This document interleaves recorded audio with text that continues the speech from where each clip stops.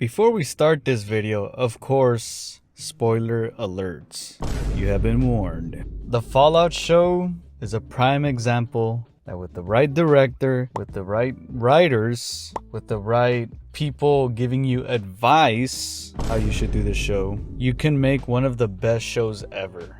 A show that's from a video game. When I first heard they were making a Fallout show, I was like, oh no. Are we gonna get another Halo show? But then you heard that Todd himself was gonna oversee the show and give advice to the director, which, by the way, who was it? Jonathan Nolan, the brother of Christopher Nolan, which both brothers wrote the Dark Knight trilogy, probably the best Batman movies ever. That's not going to be topped off from like any other future Batman movies in the near future, at least. So I was like, all right, let's, Todd is going to oversee it. Jonathan Nolan's going to write it. Okay, we might have something here. And wow, just wow, this show was amazing. I was hooked on it. I love it when Amazon Prime takes out all the episodes at once. I love it. A lot of people don't. I don't care. I'm a binge watch the show. Everything about the show was so good. They got the lore correct. The way the world is correct.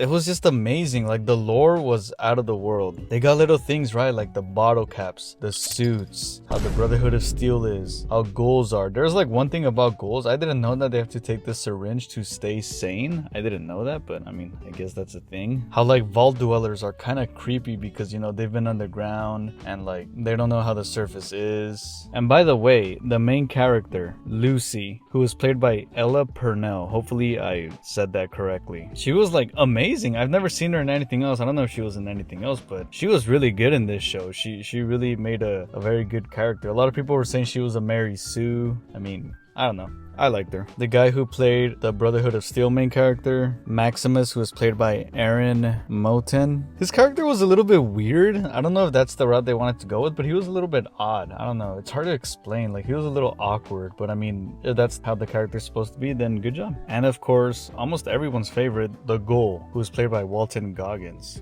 Very good performance. He was amazing. I remember he was in Ant-Man and the Wasp, but he had a very good performance. And my god, they're holding back on purpose. They didn't show super mutants. They showed a Deathclaw skull, but they didn't show Deathclaw, the most feared creature in the Wastelands. They talked about the Enclave, but they didn't really show the Enclave. There's a lot of stuff they didn't show, but they're holding back just for season 2, which I'm, again, excited for. I like the way they did the show too. It was like 3 different stories, from different points of view of like people who are in the Fallout universe. And the show left in a cliffhanger. I'm not gonna explain the whole story, but you guys should definitely watch the show. But it left in a cliffhanger, so everyone, including me, is waiting for a season 2, so hopefully we get that soon. Another thing I really liked about the show is that they connected it to the universe. So now, like, the fact that it's canon with the universe, now I'm pretty sure a lot of people want to play through the video games again, or a lot of new people who are new to the series and watch the show want to play the video games. A lot of people bought the video games. A lot of people have been starting to playing Fallout. There's been a resurgence, of people playing the games, and I kind of want to play them now. I played them all on my Xbox, but I have a PS5, so I kind of want to play them on my PS5,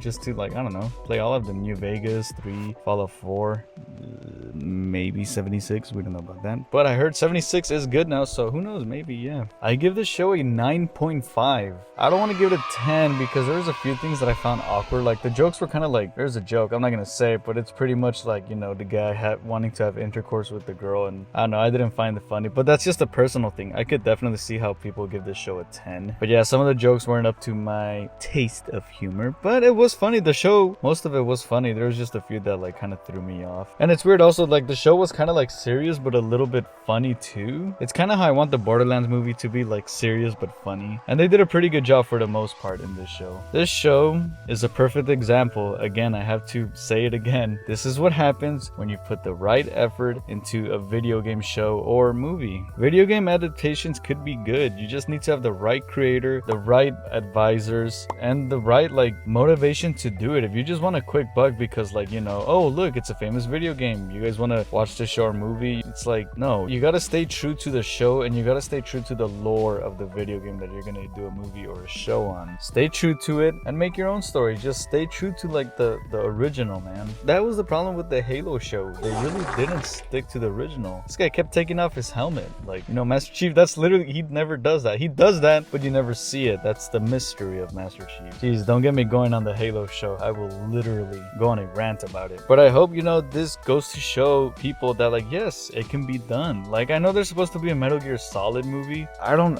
have hopes for that. I feel like it's gonna be bad. Like, I feel like they're just gonna try to, like, hey, everyone knows Metal Gear Solid, just let's make a movie about it, and people will pay and see it, and people will pay and see it, but is it gonna be good?